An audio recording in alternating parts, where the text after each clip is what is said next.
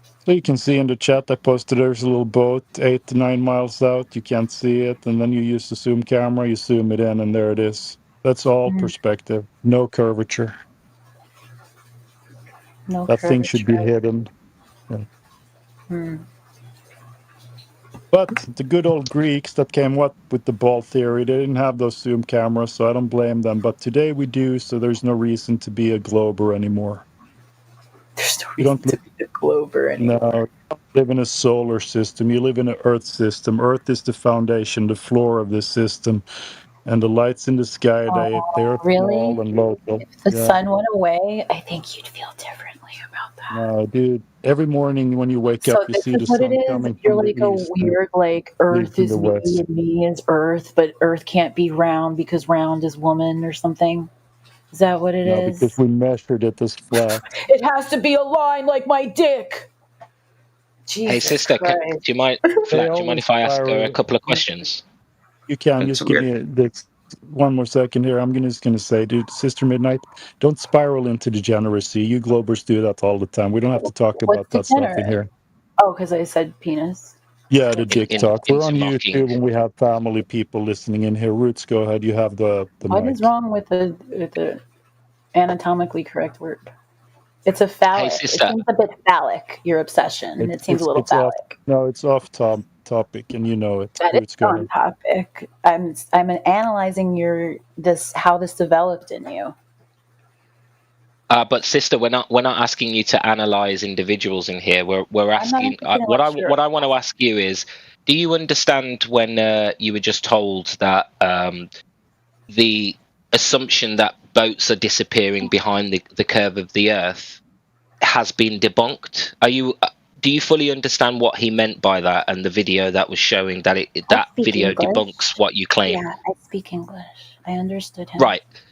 But understand that. Remember, that's the only real claim you've put forward. You're like, oh, but what about boats over the horizon? But we claim I put forward, actually. So what else leads you to believe that we live on a spinning ball? It's not on me to make the claim. You all are the regressives. So you have to prove more to me than tell your friend to stand on the other side of a lake and water doesn't curve. You all haven't proved it. You're the people who are trying to take mankind back. No, so that's a misunderstanding of. If you want everybody to go back with you, then you're going to have to prove why we should all go back to the horse and buggy with you. It's not about going back. It's about what's evidenced in nature. So empirically, we don't measure curve, and we're trying. Listen. Please stop interrupting. Can you please stop interrupting me? Listen. If it's a response to you what are you're interrupting. saying, No, but I haven't finished what I'm saying. Okay, sister. Brother, you can't do this. Finish. Your name is sister. What do you want me to call you? Finish. I'm calling you brother. So finish. You're being a bit immature about this whole subject, to be honest. All we're trying to do, we're not trying to share with you a worldview. We're trying to tell you what the actual situation is. The burden of proof is on the person who wants us to believe the Earth is curving, and I'll explain why. No, but you've got to understand that everything you said is nonsense, because the burden of proof is on the belief. As yours, no, not your belief. Not your belief. I have a problem with you saying that we have the burden of proof. Because we're measuring. No, we don't, and I'll explain why. And I'm trying to explain to you. We don't have the burden because we are measuring the Earth to be flat. When we go out with our senses and take measurements, laser tests, observations, direct evidence, we're not measuring a curving Earth. The Earth is supposed to curve at a rate of 8 inches per mile squared, which means around 10 miles. Something in the distance would be 66 feet behind the. I don't care about measurements, though. That's why you don't. But the fact that you don't care is why you don't understand these arguments. And I've only stepped in because I could tell that you wasn't really grasping what's being said. I wasn't really grasping. No, I'm grasping. You're not grasping. You're not grasping what's being said. No, when you said you don't care about measurements, that's you saying I don't understand. Quite well, my little chimney sweep. I've got it. What you're not grasping. You just admitted you're not understanding the measurement. You're not grasping that we're talking about is a shape. And if we just break it down, we're talking about shapes. You guys are having an issue with shapes. You're really ignorant, dude. You are really ignorant. You can't identify a shape.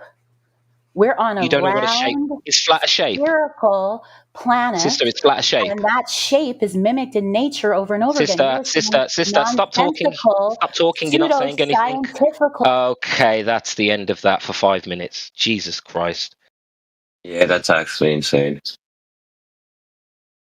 Jesus Christ, the level of ignorance is through the roof, and it's combined with sass. Sass and ignorance together is dangerous.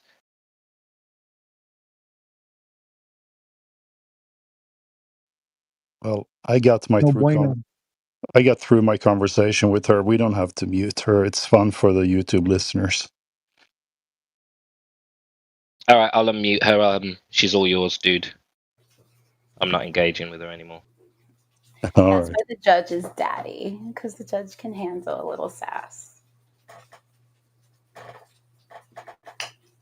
Sass is fine, but ignorance and sass together is there's nothing you can do about that. You were the one who came from my intelligence, and that's why you got that. I can be civil. No, but you were being uncivil. You said you didn't understand the measurements.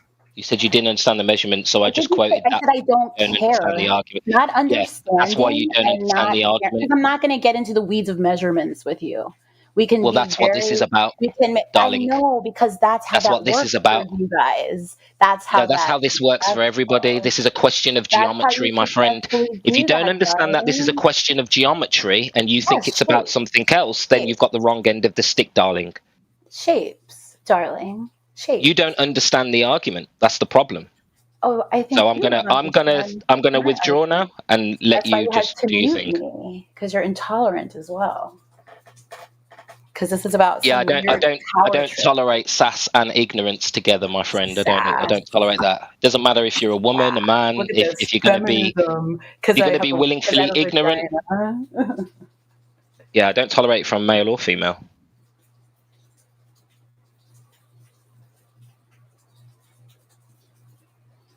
All right, we got through that.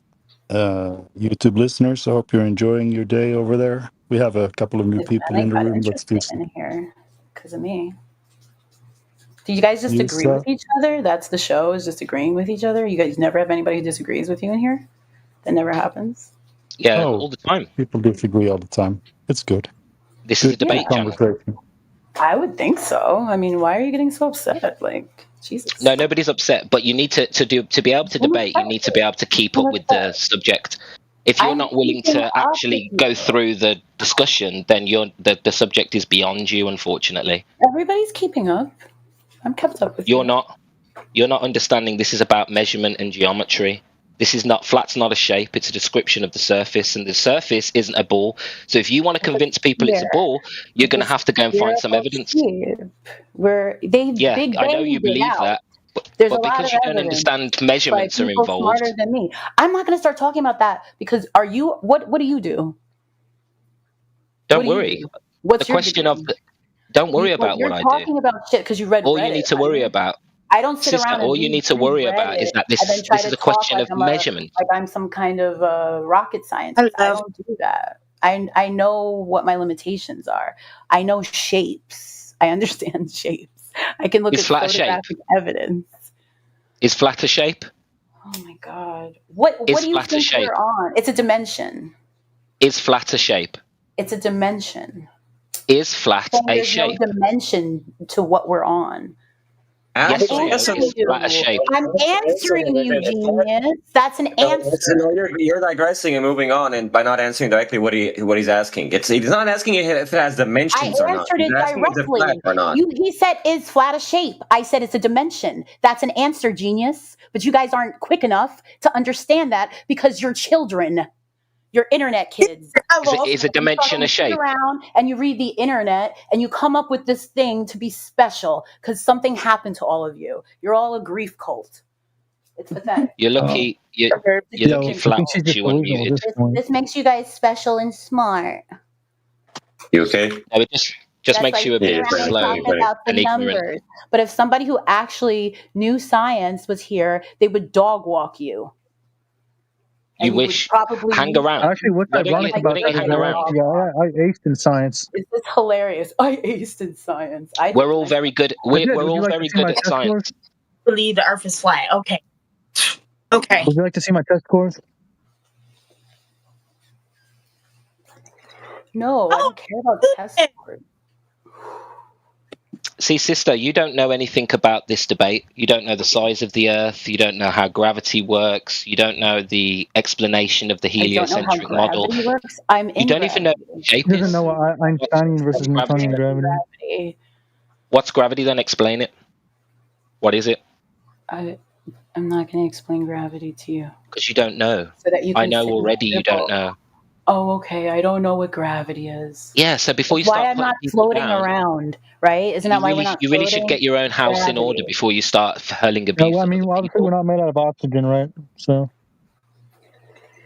Like, what the fuck? Be it's a humble. circular question. Be humble? Be humble. Why should I be humble? Because sass threatens you? Female sass? No, because you're Sister unequipped for this sass? debate. Because Sister you're unequipped sass? for the debate, and you think that you will know what you're talking about, and you're just I making do a know fool what of I'm yourself. talking about. You think you know what you're talking about, foolish man. I really wonder if people, when they come into this VC, do they ever actually go back to the video and watch the way they act and ponder on it? It's No, actually who would insane. watch this? We have lives. The people who come in here to debate you guys, we probably have lives. I'd say no, they don't watch it. But you I love it how this on YouTube I have love it mental how problems. I love it how the only They have answer mental she can give problems. you They're is shut hey, in. ad what the hominems. fuck, All it is hey, ad hominems, man. That's all it is. don't speak over the This is top just of a me. toxic person. That's it. Nothing more. All Toxic right. person. Yeah, Yeah, you guys aren't toxic. like one of those feminist retards.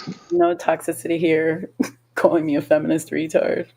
You are though. The only thing you've done is demonstrated how emotional you are. Am I? Yeah, Okay. all you've done. Yeah. That's all you've done. What's wrong with And you've attacked almost every individual that has talked to you. Talk over the top of me. That guy got only so emotional, his voice cracked. What are you talking about? He got so emotional. The only thing you've demonstrated. Daddy had to talk him The down. only thing you've demonstrated is that you don't know anything and you only talk I about think we emotion. can all agree. Thank God for You can't Daddy, argue right? about anything. Right? I'm sure there's You're a lot just of showing how Christians on here. retarded you are. Thank You're God such a for Daddy. retard. I'm such a retard. I like how you say You that. are. Yeah, well, you're the only one with an accent. See, you don't You're even the know only that, one do with you? an accent. Yes, you don't even realize that, do you? What's my accent? Retarded. Hey, girl. Yeah. Very good. You don't even know where I'm from. So I don't really care where you're from. Why don't you speak about the subject and not be so have an emotional about accent. it? Everybody has an accent, honey. Everyone has an accent, idiot. Especially you fucking weirdo Australian upside downers. I wonder how That's long why it's you're going to be. confused. How long is it going to That's be, why you're sister, until fucking you decide confused. to leave? You just You come put out yourself from in a underneath situation. a koala baby? A fucking Yeah, that's Put all right. yourself in a weird koala? situation now, sister. You may as well just go because it's not like Obviously, you're I'm going in to be a able weird to come back situation. I'm from talking this. to a bunch of flat earthers. You like that You can't person come back that's from sitting this. in the Come like that back person from that's this? sitting in the corner of the I'm restaurant in and not bad getting standing served. among flat earth Discord community of the YouTube. All right. See you later then.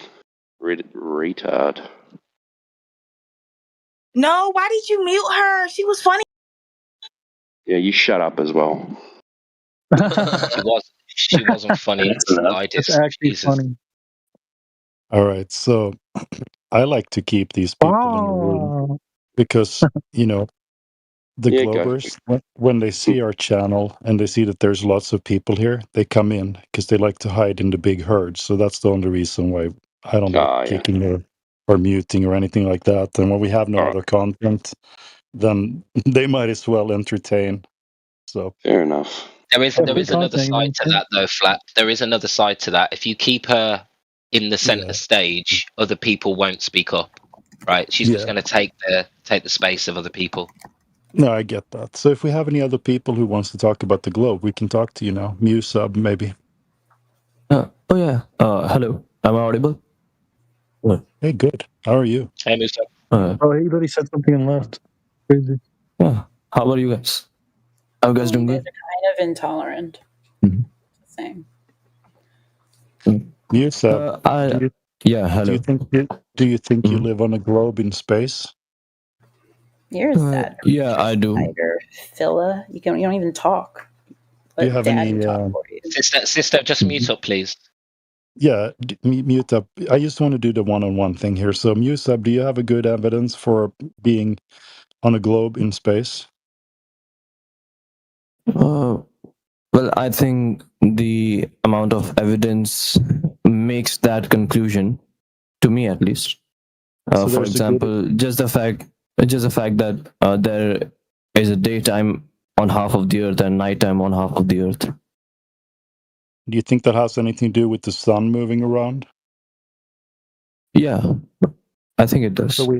So we have daytime on one place, right? If you think of yourself in a big warehouse, you put a light in the ceiling on a rail system, and you have that light move away to the other part of the warehouse. It's going to be dark where you are, but it's going to be light over at the other part. That's basically how the sun and the moon works. They circle above us in the paths. And that can happen over a flat, can happen over any kind of surface, as a matter of fact. Have you ever asked us for our evidence? But is it still a kill lobby? Sorry. Have you ever asked the flat earther for their evidence? Like, why do we say that the earth is flat? Well, one of the core arguments I've heard is that you can see extremely further away, as you shouldn't, according to the math, right?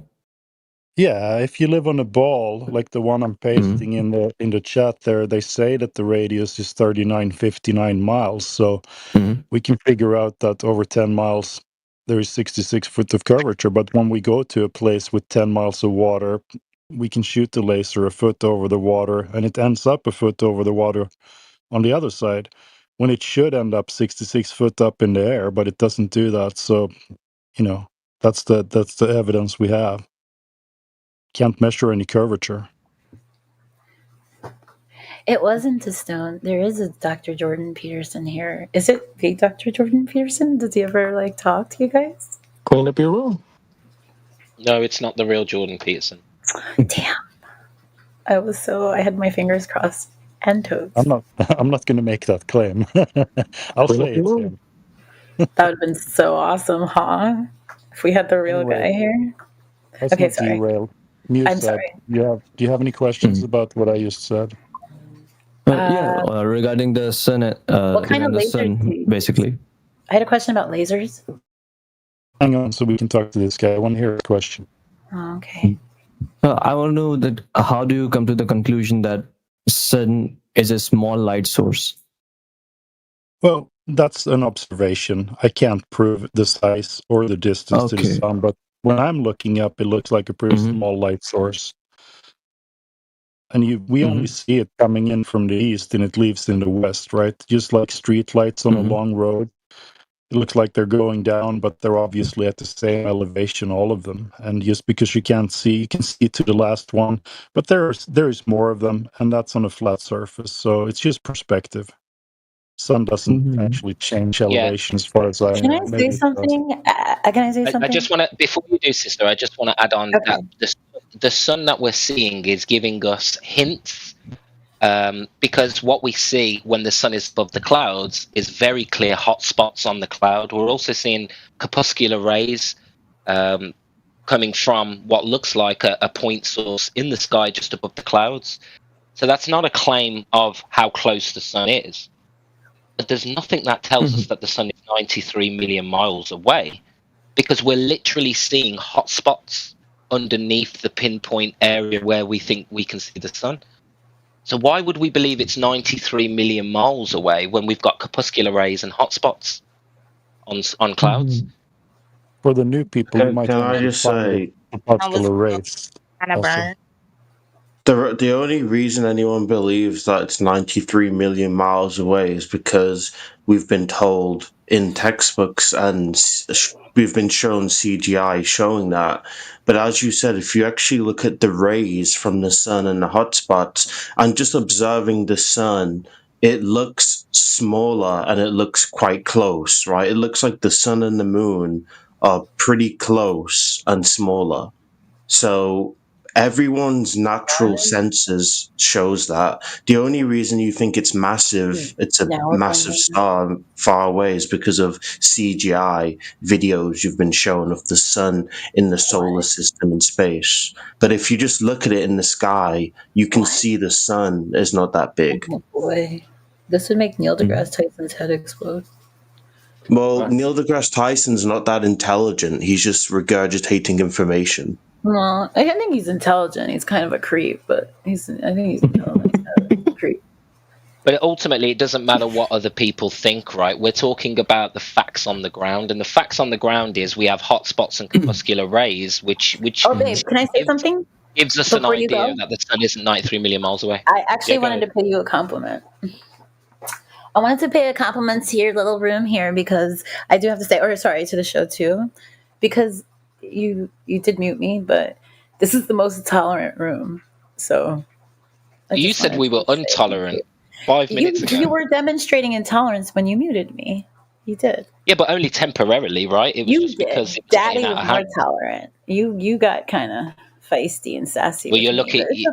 You're lucky he was here. Then. Yeah, I mean, he saved you. Did he? Yeah, you were about to do the same, but I appreciate Daddy.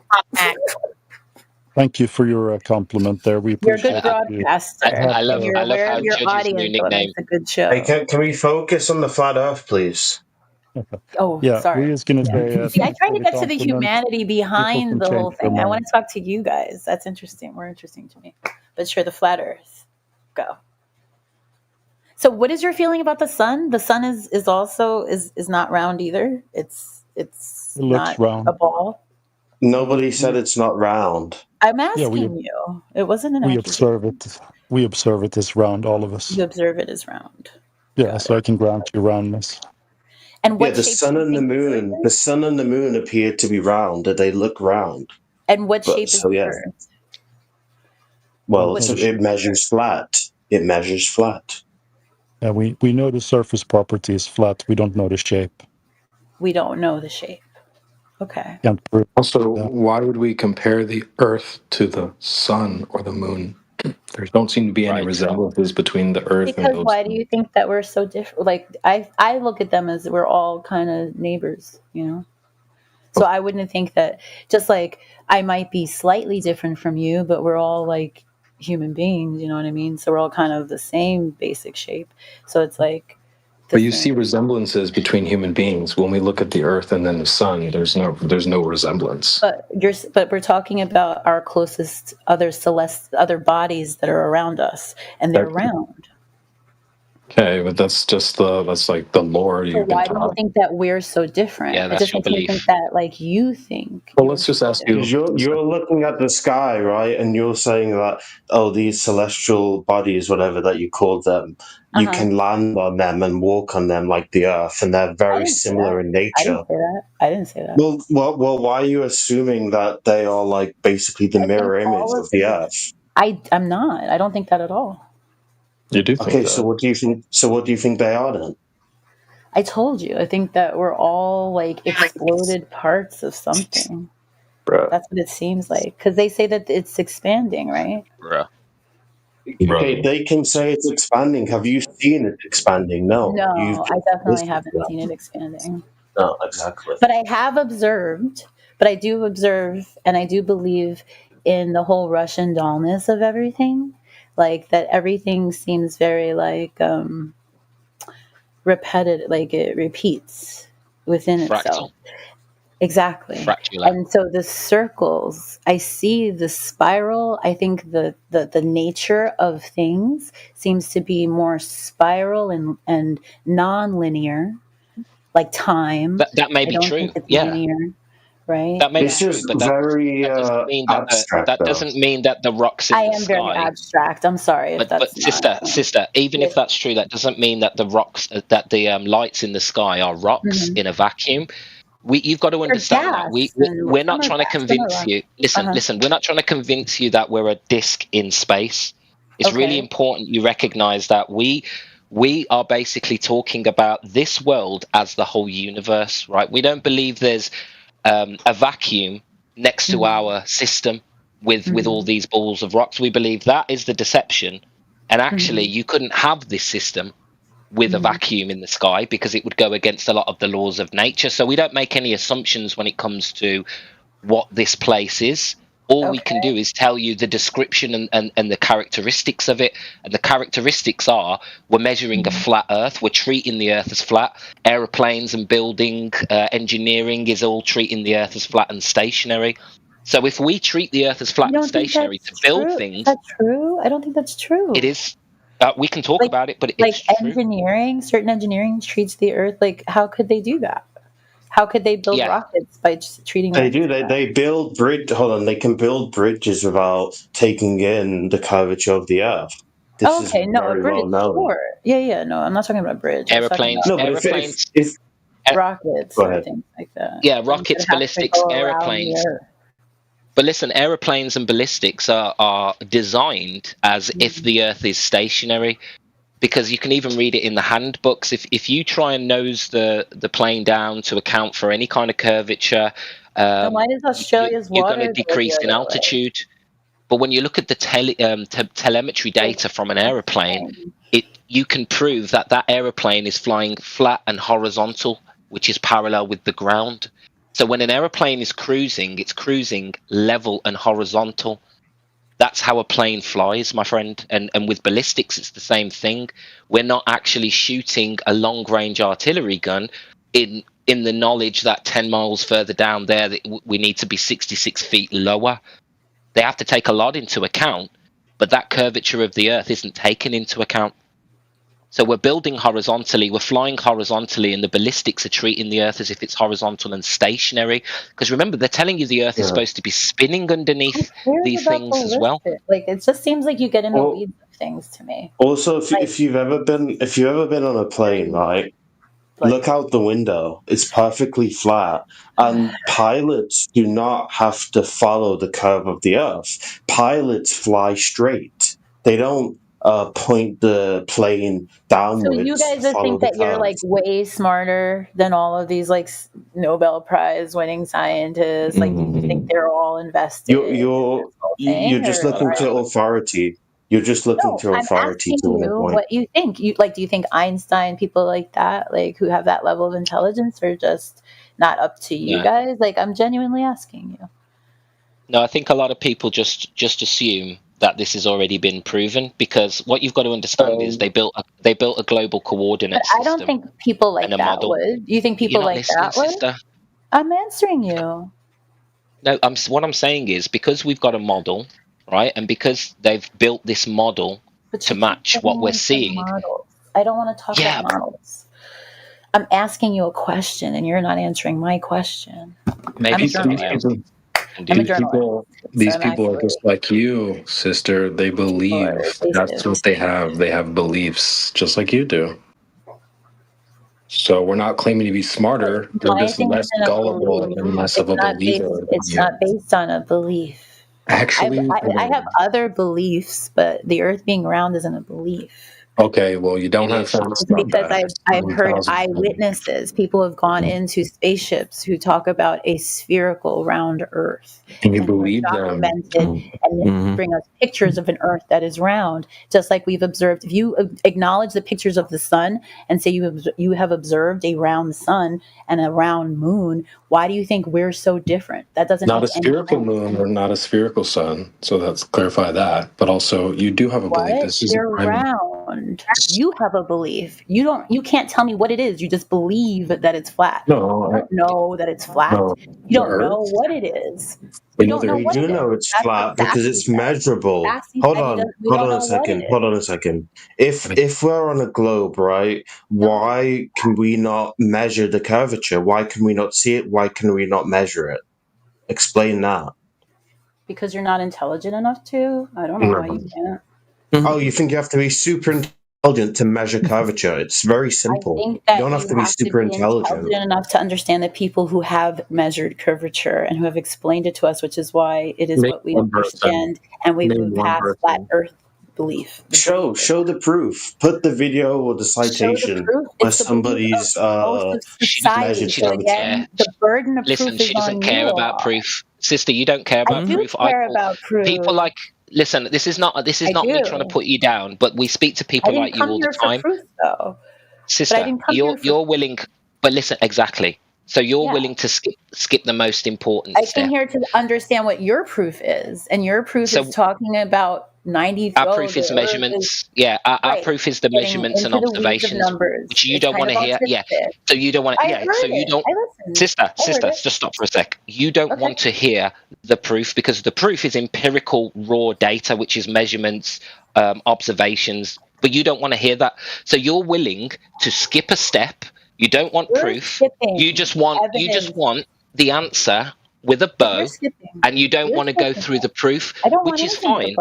But the people here are about evidence and measurements, and that's the decision has been made. Sister, just stop mumbling through me just for a second. The decision has been made based on measurement, based on empirical data. And that's the only argument you're going to hear from us. We're not going to sit here and give you our beliefs. We're just going to give you the facts. And the facts are we measure the Earth flat, stationary. Facts, though, just because you say they're facts. Words mean things, babe. You sound like you're raging out, chick. Who, Sassy? I know, I agree he does. Chick. Did I not post evidence to you in the chat earlier? There was a 21-mile laser test.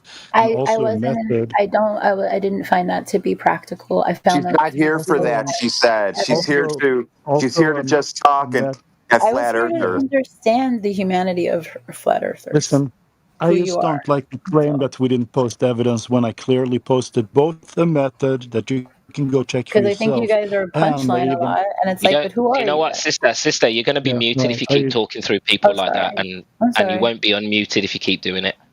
She thinks she's on TikTok. Yeah. I'm just saying I did. I'm just saying I did post evidence. Now, if you accept that or not, that's up to you, right? So. And there's a method you can go check yourself. So you should be able to replicate the test that we did if you really want to find out if it's true or not. You should not trust us. That's how you get into the problem of being a glober in the first place. You trusted people who said you live on a ball in space without questioning it, right? So I'm telling you, you should question us. You should take the method that I posted. You should go out and see if you can see further. If you can see further than 10 miles, then you know you don't live on a globe, because that should be impossible on the claimed radius that they say.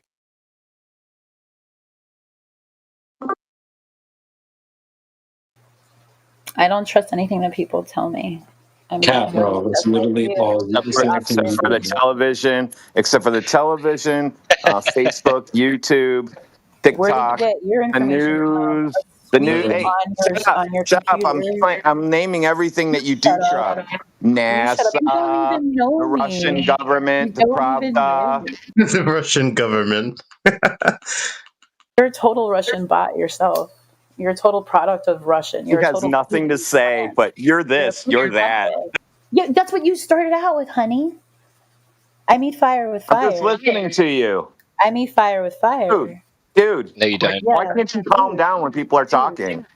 You seem excited. You turned up to a gunfight unarmed. It's Freak Out Friday. Glovers come in here and freak out. Is that what happens? You're yelling. You turned up to a gunfight. I'm always like this. I wake up talking like this. Radwin, they always think you're angry, dude.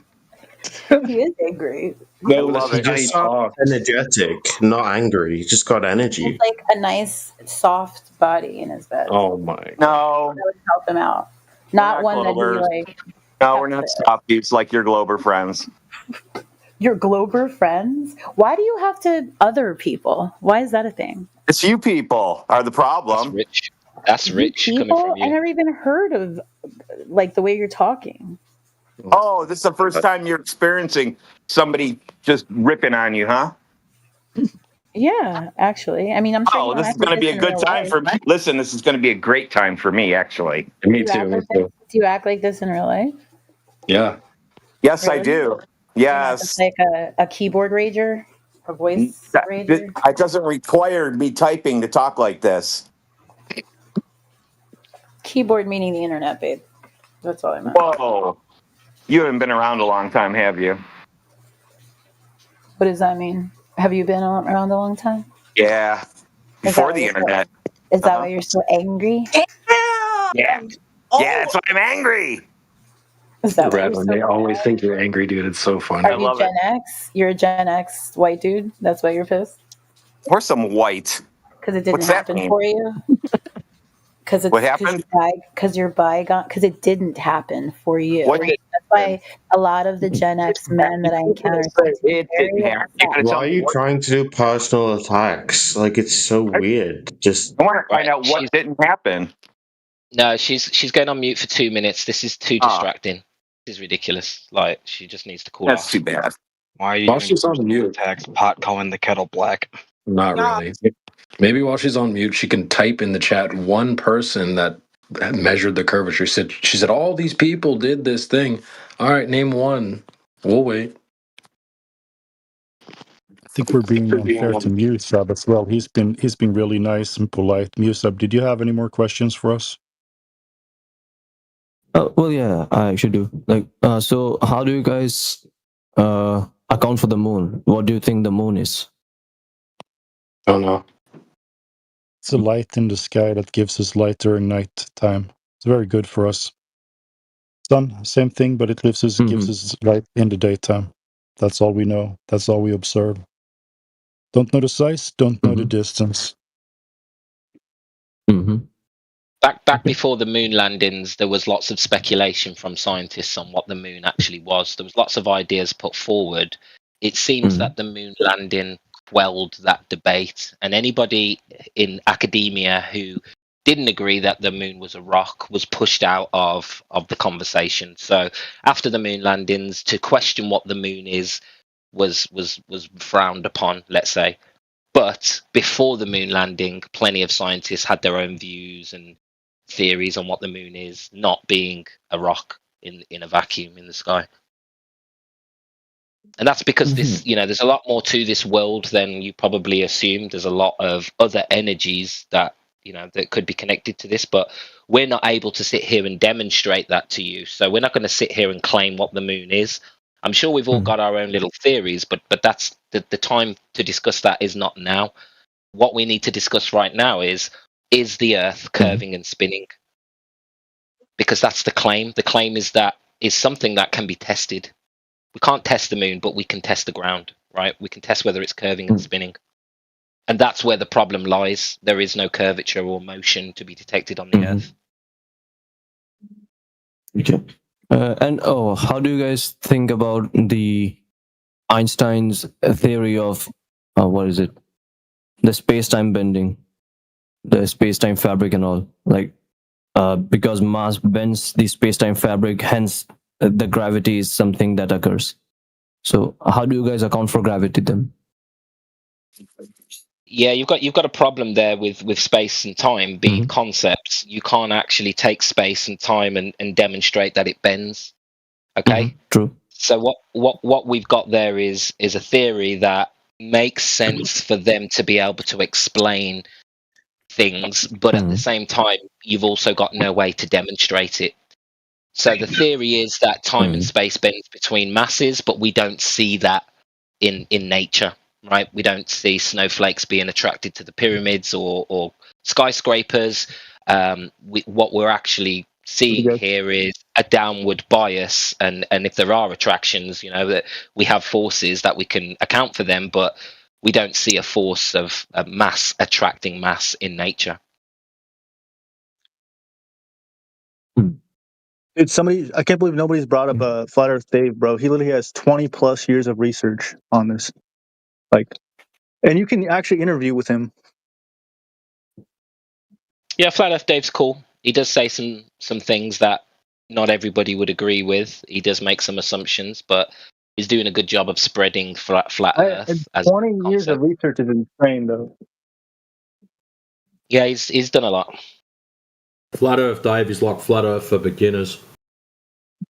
Yeah, bro. Yeah, it's a good way to put it.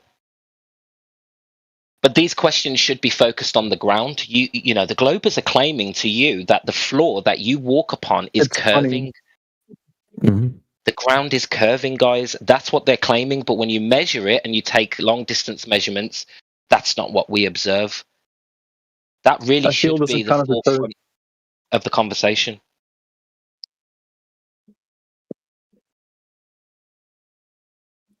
Yeah. The real question here is, how can the Earth be a ball if there's no curvature, or how can it be a spinning ball if there's no curvature or motion? I got an even better one. How is gravity holding water onto the Earth, but also how is it holding oxygen onto the Earth? Our own atmosphere is held down by gravity somehow. That's an awesome claim. Tell us how that works. Yeah, explain how that works. It works. Bro. It only works if you grant the the Einstein equation or the Einstein's theory of relativity. So according to him, because even oxygen molecules themselves have some sort of mass at least, so they are ultimately attracted towards the ground. That's the entire idea. So you have to grant the other thing. If that's the case, why don't we get layers of air from most dense to least dense? And why are we all still alive? Being that carbon dioxide is probably a little bit heavier, and that's what we'd be breathing.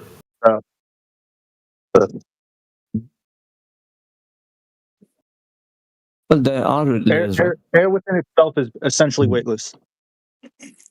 No, air is not weightless. You can. There are experiments that prove that air does have weight. For example, like if you weigh a bottle, an empty bottle, just filled with air, and then you use a vacuum and remove the air, the weight reduces. So that'd be a vacuum, right? The Earth. So what you're doing is you're creating a device with a optional density. So by pressurizing or depressurizing the canister, it's just got a variable density. That's all. So specific gravity still stands. Yeah, the gravity is a different conversation. Sure. What I was trying to say that air definitely has weight. That's something we can identify by sheer observation. Okay, so now tie this to the shape of the ground. Things go down, therefore ground is curved. Can you guys please explain me a little bit about the measurement thing regarding the light? Like, how do you measure the curvature with using the light? Using the a laser light or something, right? Okay. Do you know what a tangent to a curve is?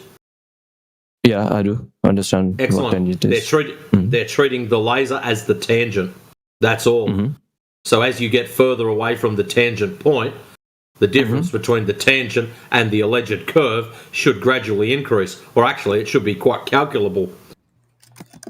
Do you agree? Yeah, I do. Excellent. So that's what they do when they do the laser test. They're expecting a curve, they're expecting very predictable measurements, and it comes back flat.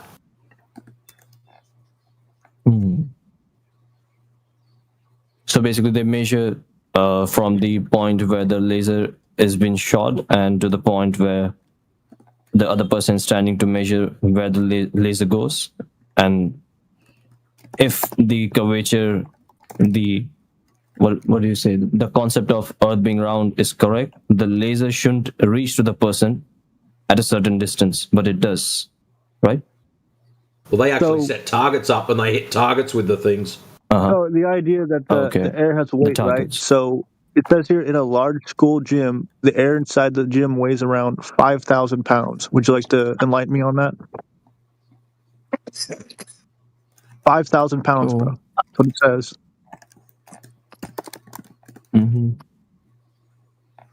5,000 pounds. That's what it says. In a gym, the air weighs 5,000 pounds.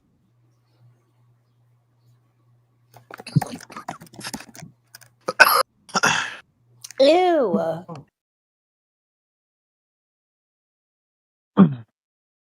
You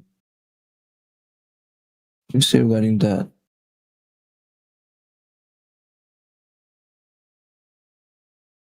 There has to be some sort of theory or some explanations. I'll have to look it up.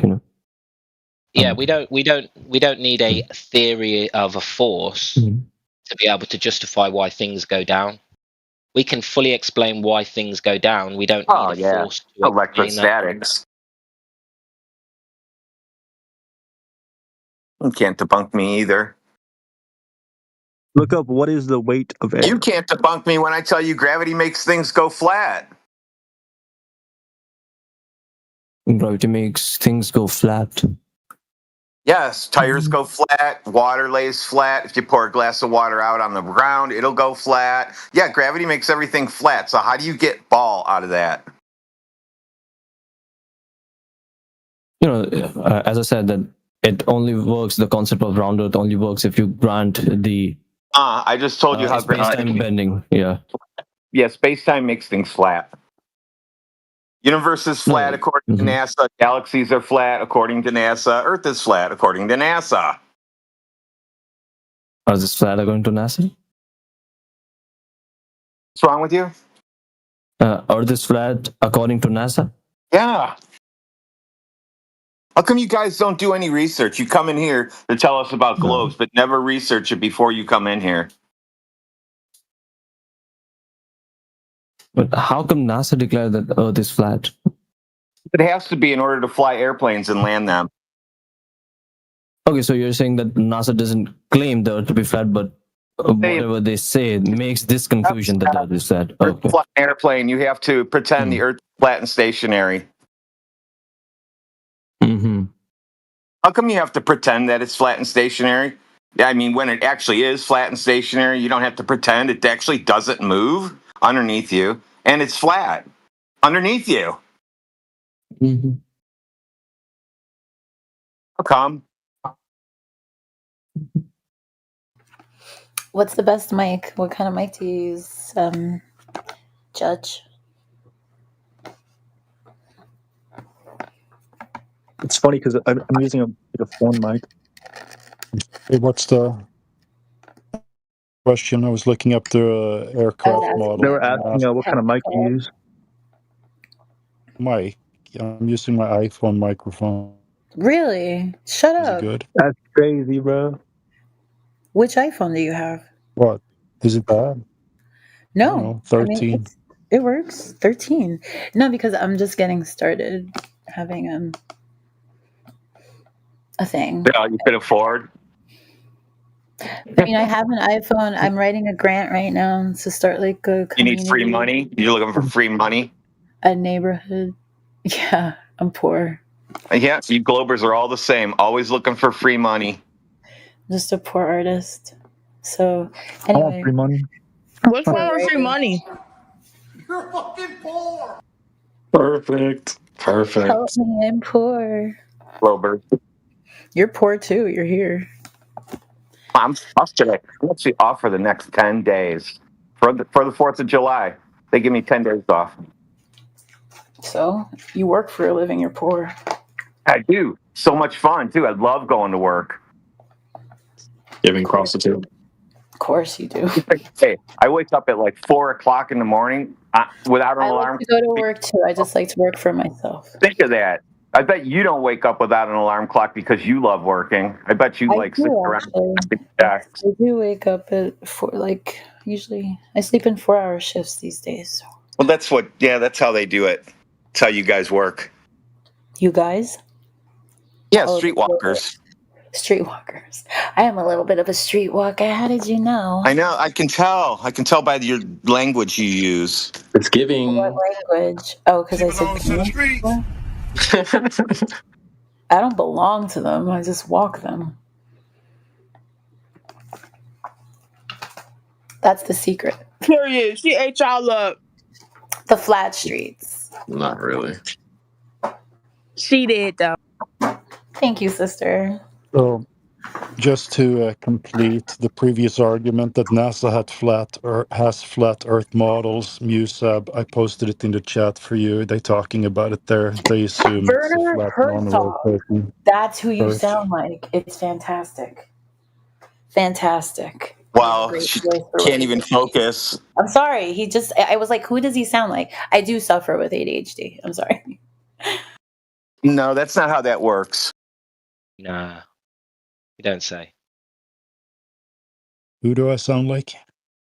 Werner Herzog, the filmmaker. I love documentaries, so he sounds like him when he's like does his great narration. Like you're giving that, so it's just cool.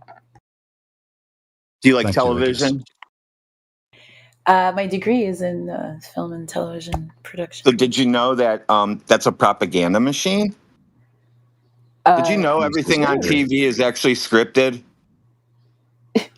Everything? Yeah, how do you think it gets on there? Most things are scripted. Thank you. Yeah, all things except for maybe a news shot of a bird flying over.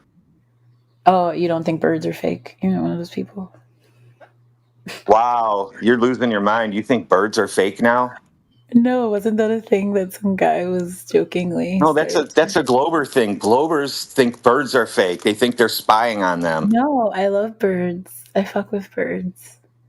I'm not a Glober. I'm like an alien. I'm not really. No, you're not. No, you're total Glober. You're a spin out. That's what you are. A spin out? What's a spin out? Yeah, I'm a spinner. Not really a spin out. She's a skipper step earther. Yeah. She's not a Glober. Why do you guys call people names? Why do you guys call people names? I just want to be accurate. Globers know the globe arguments, right? And they push for the globe. Hi, my name. You can call me. My name is Nia. That's what I'm. I'm just Nia. You can call me Nia. I'm gonna call you Skippy. More like Nita Brain. I'm gonna call you Frank. Nita Brain. That was Frank.